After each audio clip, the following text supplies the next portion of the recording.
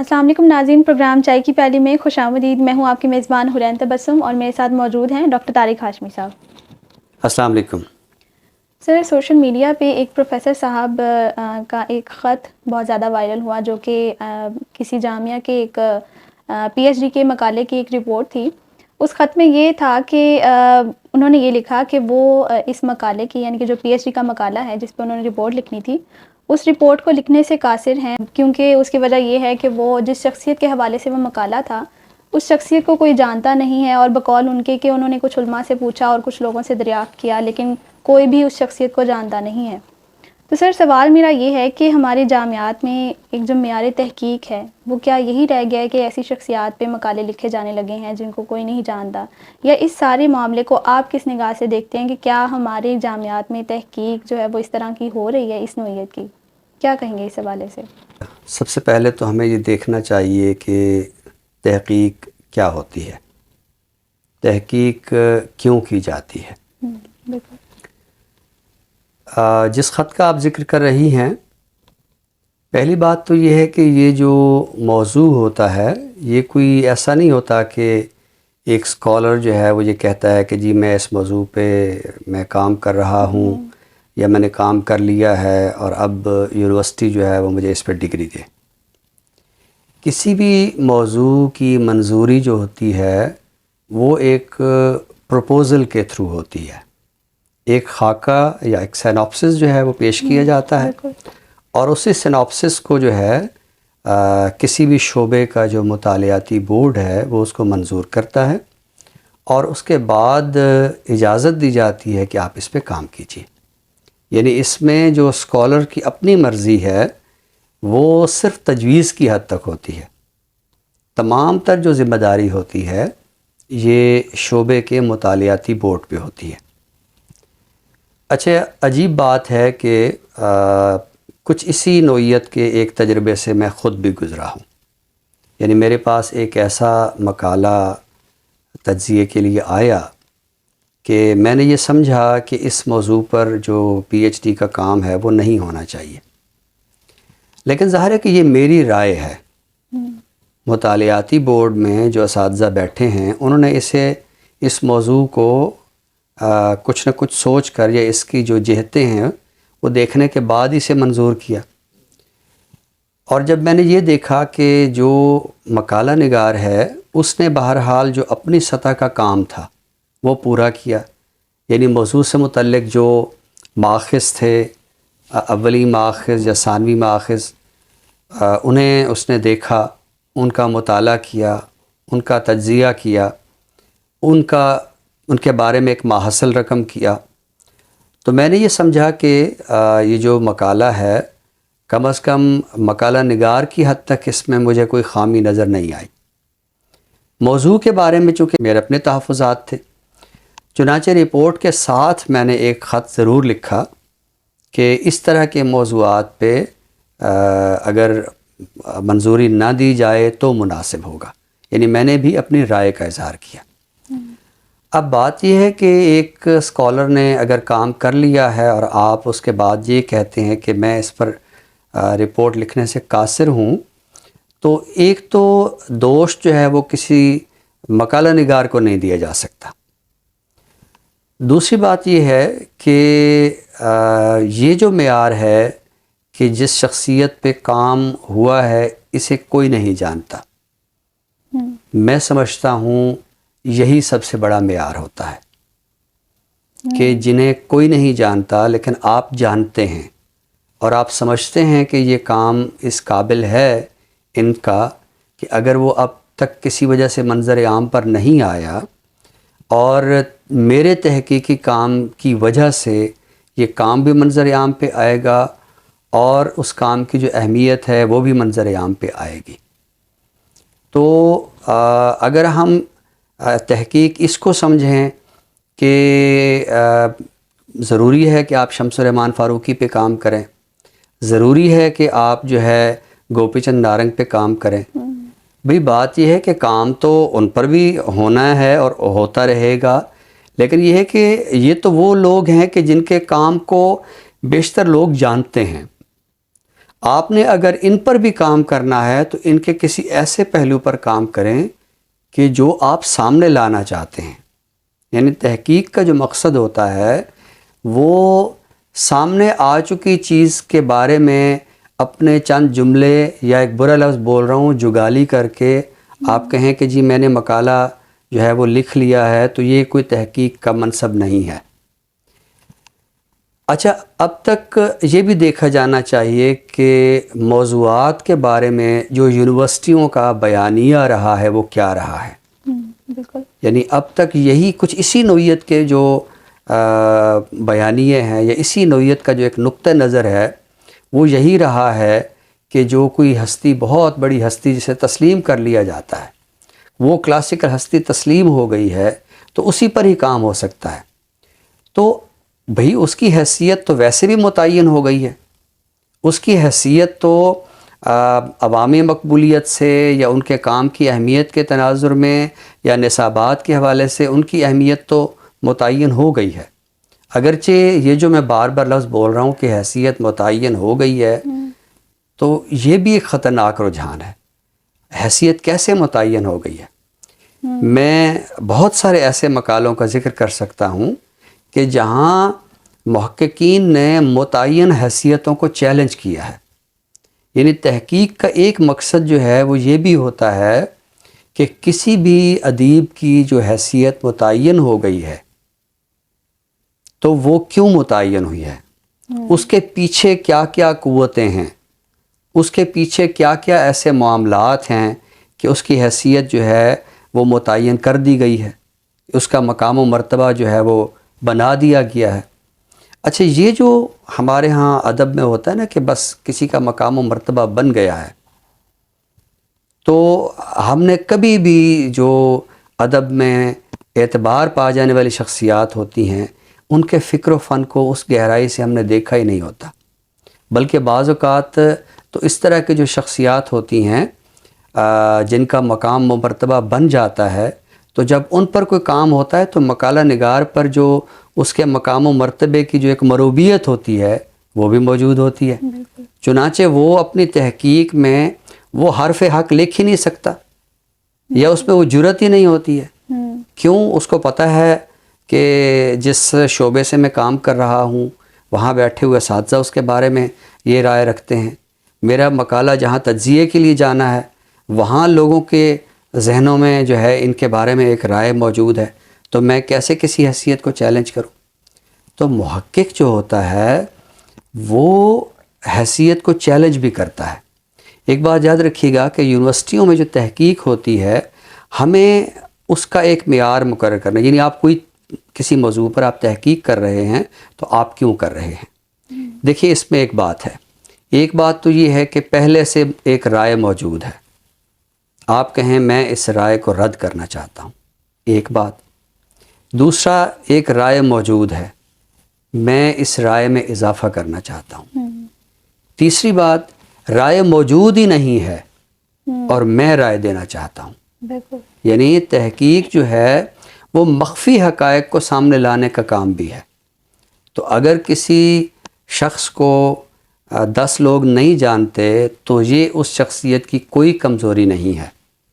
یعنی میں جب غزل پہ کام کر رہا تھا تو میں نے میر و سودا کے دور میں ایک شاعر قاسم علی خان آفریدی کا بھی ذکر کیا، اس لیے کہ میں جس لسانی حوالے سے اس عہد کی غزل کا جائزہ لے رہا تھا تو میں نے یہ سمجھا کہ اس عہد میں ایک شاعر ہے قاسم علی خان آفریدی جو غزل کے اندر پشتو الفاظ یا پشتو زبان کے جو قواعد ہیں ان کا اطلاق کہیں کہیں اردو غزل میں کر رہا ہے. تو اب اگر کوئی یہ کہے کہ کہاں میر، کہاں سودا، کہاں قائم چاند پوری اور کہاں قاسم علی خان آفریدی، بھی تحقیق میں کہاں وہاں نہیں ہوتی. تحقیق میں زبان کے، ادب کے جو پیرائے ہوتے ہیں، ان کے معیارات ہوتے ہیں، انہیں ایک بالکل ایک الگ زاویے سے دیکھا جاتا ہے. تو ویسے بھی اب تو ہم ایک ایسے دور میں ہیں جو پوسٹ ماڈرنزم کا دور ہے، جس میں ہر چیز کو ڈی کنسٹرکٹ کر کے دیکھا جا رہا ہے. جہاں یہ بھی سوال اٹھایا جا رہا ہے کہ میر بڑا شاعر ہے تو کیوں بڑا شاعر ہے، آپ ہمیں جواب دیجئے. ٹھیک ہے، سودا اگر بڑا شاعر ہے تو کیوں بڑا شاعر ہے، ہمارے سامنے معیارات لائیے. غالب بڑا شاعر ہے تو ایسا نہیں ہے کہ بس غالب بڑا شاعر ہے، ہمیں 10 بندوں نے بتا دیا، ہمیں 10 اساتذہ نے بتا دیا وہ بڑا شاعر ہے. تو اساتذہ کا احترام اپنی جگہ، لیکن آپ معیارات بھی لے آئیے کہ ان معیارات کی بنیاد پہ ہم ان کو بڑا شاعر مانتے ہیں. تو میں سمجھتا ہوں کہ یہ ایک بالکل ہی ایک سخت قسم کا رویہ ہے. یا وہ جو ہمارے تحقیق کے جو کلاسیکل بیانیے ہیں ان کے تحت یہ ایک رائے ہے کہ میں اس مقالے کو جو ہے تحقیقی مقالہ نہیں مانتا، کیونکہ اس میں ایک ایسے صاحب پر کام کیا گیا ہے کہ جنہیں میں نہیں جانتا، میں نے جن جن علماء سے پوچھا وہ بھی نہیں جانتے، تو نہ جانتے ہوں اس سے تو کوئی فرق نہیں پڑتا. بلکہ میں سمجھتا ہوں کہ یہ تو ایک لحاظ سے ایک زیادہ معیاری مقالہ ہے. ہاں یہ ضرور ہے کہ میں اپنے طالب علموں کو بھی یہ اکثر کہتا ہوں کہ آپ جس موضوع پہ کام کر رہے ہیں، اگر آپ کو یہ محسوس ہوتا ہے کہ میری یہ تجویز تو تھی اور یونیورسٹی نے مجھے یہ موضوع بھی دے دیا، لیکن مقالہ سارا کرنے کے بعد میں اس نتیجے پر پہنچا ہوں کہ یہ جو ہے جو کچھ میرا مفروضہ تھا میں اپنے مفروضے کو نہیں ثابت کر سکا. یعنی آپ اگر جرت سے کام لیتے ہیں تو یہ ایک معیاری کام ہوگا. یعنی میں کہنا یہ چاہتا ہوں کہ آپ میر پہ کام کر رہے ہیں تو آپ میر سے مروب ہو کے کام نہیں کریں.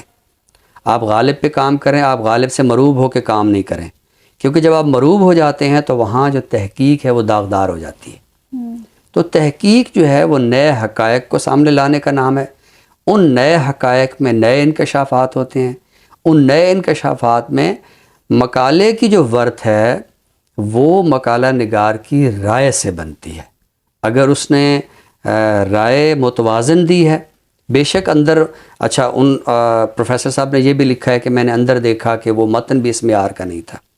آپ متن کو بھی چھوڑ دیں، آپ یہ دیکھیں کہ مقالہ نگار کو جو موضوع دیا گیا اس موضوع کے مطابق اس نے اپنی رائے کیا دی ہے، اس نے ما حاصل کیا رقم کیا ہے، اس کی فائنڈنگز کیا ہیں. آپ فائنڈنگز کی بنیاد پہ رپورٹ دیجئے.